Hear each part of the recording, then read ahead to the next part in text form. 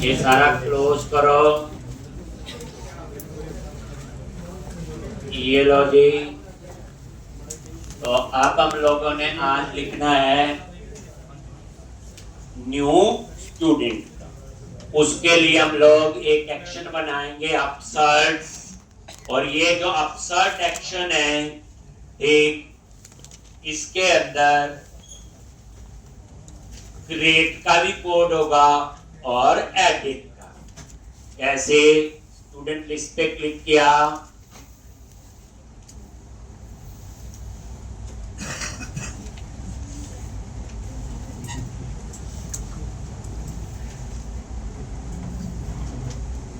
एक, और यहां पे न्यू स्टूडेंट एक। जैसे न्यू स्टूडेंट पे क्लिक करोगे तो इसके लिए तो ये देखो कंट्रोलर में गए, स्टूडेंट कंट्रोलर, और इसके इंडेक्स व्यू पे जाओ, गो टू व्यू,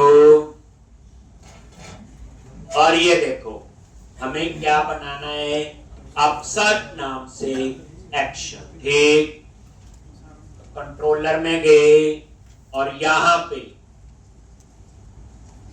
तो पब्लिक एक्शन रिजल्ट, और उसका नेम लिख दिया अपसर्ट। इंट आईडी एक पैरामीटर, अगर आईडी नहीं है, नल है, तो क्रिएट का कोड होगा। अगर आईडी जो है एक नल नहीं है, देन कौन सा कोड होगा? एडिट। कहते ना क्रिएट और एडिट के दो अब एक से है, लेकिन जितना हमें नॉलेज है इंटीजर में नल नहीं आ सकता, तो ये तो नल के केस में एरर देगा। तो एक नई चीज सीख लो, ये क्वेश्चन मार्क लगा दिया, इसका मतलब यह है नल अलाउ है इंटीजर में। जनरली जो हम पढ़ते हैं इंटीजर में नल अलाउ नहीं होता, क्योंकि इंटीजर की डिफॉल्ट वैल्यू 0 होती है। लेकिन फोर्सफुली अगर करना हो तो क्या लगाओगे आगे? Question mark. इसका मतलब यह है कि इस इंटीजर में नल अलाउ। अब यहां पे आ जाओ ध्यान से। अब यहां पे आपने क्या किया? स्टूडेंट क्लास का ऑब्जेक्ट बनाओ। इसका नेम स्पेस इंपोर्ट कर लिया और ये हमने उस क्लास का ऑब्जेक्ट बना। एक, जब आपने ये क्लास का ऑब्जेक्ट बनाया तो इसका डिफॉल्ट कंस्ट्रक्टर कॉल हुआ। जितने भी स्टूडेंट क्लास में मेंबर लिए हैं उन सब की डिफॉल्ट वैल्यू इनिशियलाइज हो जाए, और कुछ नहीं कर रहा है। ठीक, अब यहां पे चेक किया इफ आईडी, अगर ये नल है, अगर नल है इसका मतलब ये क्रिएट का कोड। क्रिएट में क्या करते थे? रिटर्न व्यू, और यहां पे उसी व्यू को खाली स्टूडेंट क्लास का ऑब्जेक्ट या और क्या है, इसमें कोई डाटा तो है नहीं, इसमें कौन सा डेटा होगा? डिफॉल्ट वैल्यू आई होगी, क्योंकि डिफॉल्ट कंस्ट्रक्टर कॉल होता है एक जब आप ये ऑब्जेक्ट बना। अगर ये नल नहीं है तो फिर एडिट का, एडिट में तो हम फाइंड करते हैं पहले। तो लो जी, यही वेरिएबल ले लिया, अभी इसमें डाटा तो नहीं है, खाली ऑब्जेक्ट है। अब हम यहां फाइंड करेंगे। आप इसको ऐसे याद रख लो, ये वाला कोड जो है वो किसका? आपका क्रिएट का। और अब जो मैं लिखूंगा वो कौन सा है? एक कमेंट बना के वैसे समझने के लिए फर्स्ट टाइम स्टूडेंट, और फाइंड का कोड क्या आपका? Context dot students dot find, और ये आईडी। लेकिन आईडी में नल अलाउ है, तो उस केस में ये मेथड कॉल कर लेना गेट वैल्यू और डिफॉल्ट, नहीं तो ये हमें एरर दे सकता है, क्योंकि आईडी में नल अलाउ है ना। देख, और हमें पता है इंटीजर में तो एरर देगा, क्योंकि फाइंड किस पे फाइंड करता है, प्राइमरी की में, और प्राइमरी की में कभी नल हो ही नहीं सकता। इसलिए मैंने लिख दिया गेट वैल्यू और डिफॉल्ट। इफ स्टूडेंट अगर नल है, इसका मतलब आईडी गलत है, देन मैंने रिटर्न कर दिया HTTP नॉट फाउंड। और अगर ये नल नहीं है, देन हमने ये इंफॉर्मेशन पास कर दी व्यू। बात वही लिखी घुमा के जो हमें पहले पता।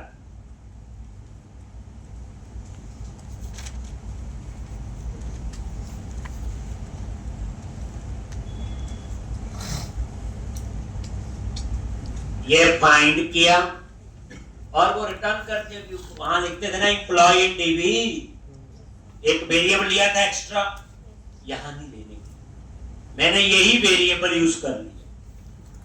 बड़ी चीजों का ध्यान रखना है इस कोड में, कहीं एल्स नहीं लिखा। रिटर्न का यूज देखो कैसे किया मैं। तो पहली बार जब लिखना पूरा समझना किस चीज। अब ये देखो, ये खाली क्लास का ऑब्जेक्ट बनेगा, ये सिर्फ डिफॉल्ट वैल्यू इनिशियलाइज करेगा। डिफॉल्ट कंस्ट्रक्टर कॉल हुआ न्यू के बाद। अगर आईडी नल है तो इसका मतलब ये क्रिएट का कोड है, तो मैंने रिटर्न कर दिया व्यू और ये खाली ऑब्जेक्ट रिटर्न।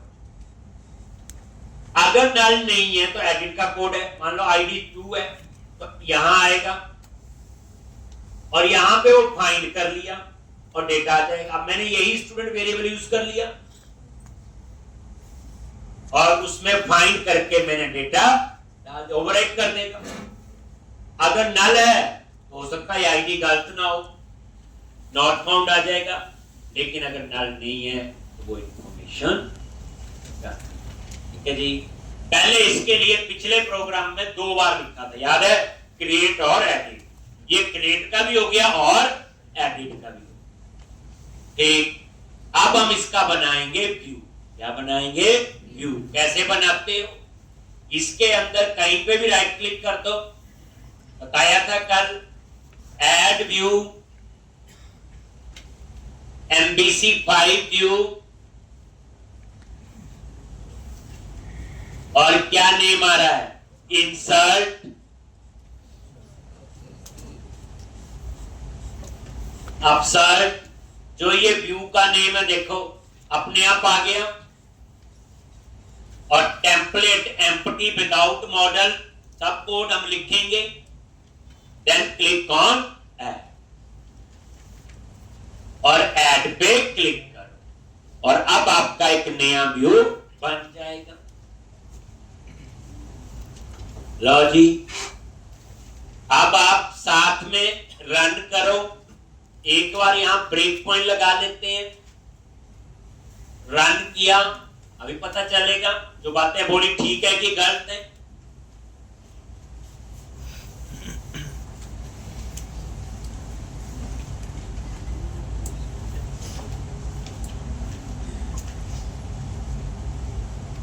स्टूडेंट लिस्ट और यहां पे न्यू स्टूडेंट आ गया और ये आईडी।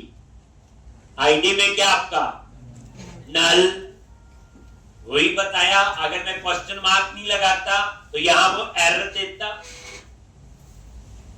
कि इंटीजर में नल अलाउ नहीं होता है, बट क्वेश्चन मार्क नई चीज पता चल गई। नल अब अलाउ है। F10 ये ऑब्जेक्ट बन गया और जैसे ही ऑब्जेक्ट बना, ये देखो स्टूडेंट में क्या क्या आया है।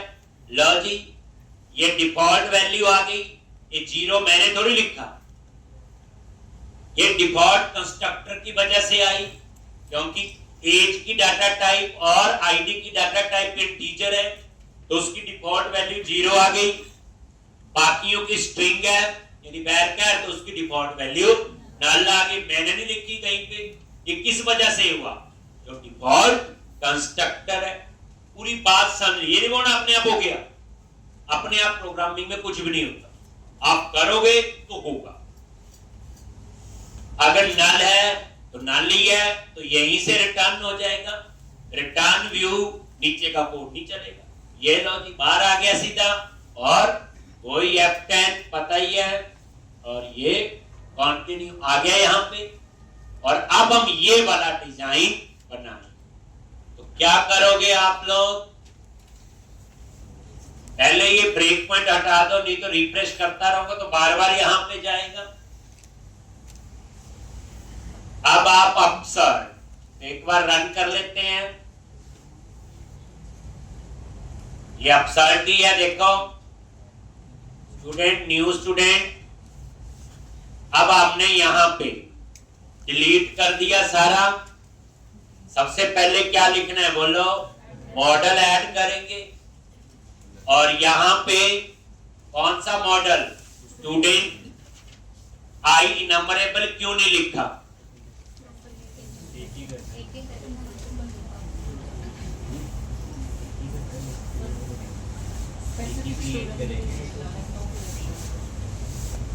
अब ये काम है सेव और अपडेट। तो मैंने एक चीज समझाने की कोशिश की थी बच्चे, जब सेव करते हैं तो एक्चुअल क्वेरी इंसर्ट होती है, करेक्ट। हम क्या लिखते हैं? Insert into table name, insert table name. कभी हम दो टेबल नहीं लिखते कि दो टेबल में इंसर्ट होगा। एक ही टेबल में इंसर्ट होगा, एक ही रो होगी, तो वो देखो वो पास कर। ठीक, यहां से आप देख सकते हो ये क्या है? एक खाली ऑब्जेक्ट है।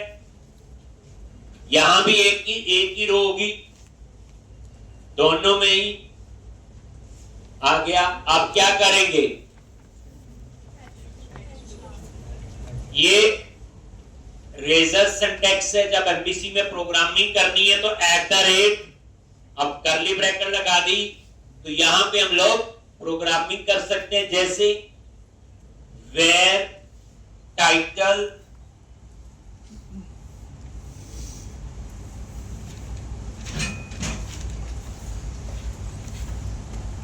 टाइटल क्या आपका वेरिएबल ले लिया, वेर डाटा टाइप काली पड़ी थी। अब यहां प्रॉब्लम क्या है? जो हेडिंग आएगा H2 में